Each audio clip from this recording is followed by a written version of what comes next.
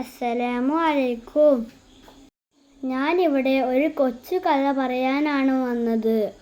കഥയുടെ പേര് പ്രവാചകനും അനാഥ ബാലനും.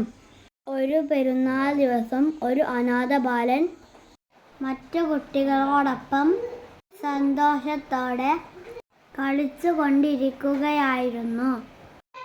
കുറച്ചു കഴിഞ്ഞപ്പോൾ അവർ എല്ലാം മടങ്ങിപ്പോയി. പള്ളികളിലേക്കും വീടുകളിലേക്കും. തനിക്കും അവരെ പോലെ പോവാൻ കഴിയുന്നില്ലല്ലോ എന്നോർത്ത് സങ്കടപ്പെട്ട് കരയുമ്പോഴാണ് നമ്മുടെ മുത്തുനബി സല്ലല്ലാഹു അലൈഹി വസല്ലമ അതിലേ വന്നത്. കരയുന്ന കുട്ടിയെ കണ്ട് നബി സല്ലല്ലാഹു അലൈഹി വസല്ലമ ഞെട്ടി. ആ കുട്ടി കുളിച്ചിട്ടില്ല, കീറിയ വസ്ത്രങ്ങളാണ് അണിഞ്ഞത്.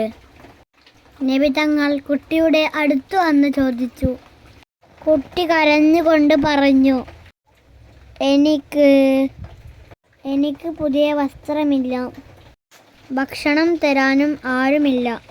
നബി തങ്ങളുടെ കണ്ണുനീർ പൊടിഞ്ഞു. പാവം കുട്ടി, അവന് മാതാപിതാക്കൾ ഇല്ലായിരിക്കും.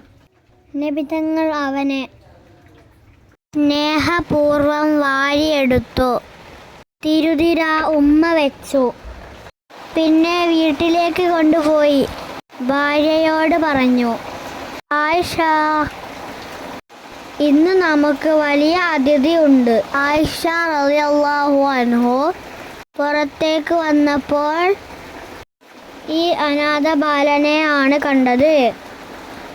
അവനെ കണ്ട് മനസ്സലിഞ്ഞ ആയിഷ റളിയല്ലാഹു അൻഹു ഓടിച്ചെന്നു അവനെ ഉമ്മ വെച്ചു. പിന്നെ കുളിപ്പിച്ചു, വസ്ത്രമണിയിപ്പിച്ചു.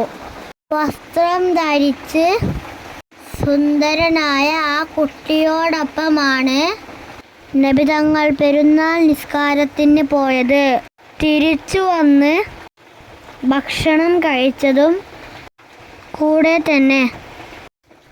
ഒരു അനാഥ കുട്ടിയോട് തിരുദൂതർക്കുണ്ടായിരുന്ന സ്നേഹമാണ് നാം കണ്ടത്. അതുപോലെയായിരുന്നു നമ്മുടെ നബി സല്ലല്ലാഹു അലൈഹി വസല്ലമ അനാഥ കുട്ടികളോട് പെരുമാറിയിരുന്നത്. നമ്മളും അങ്ങനെ തന്നെയാണ് ചെയ്യേണ്ടത്.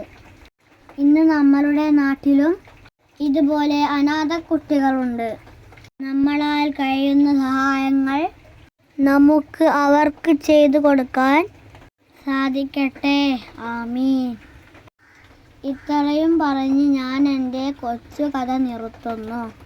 അസ്സലാമു അലൈക്കും. ഈ കഥ ഇഷ്ടപ്പെട്ടാൽ എല്ലാവരും ലൈക്ക് അടിക്കണേ. Thank you.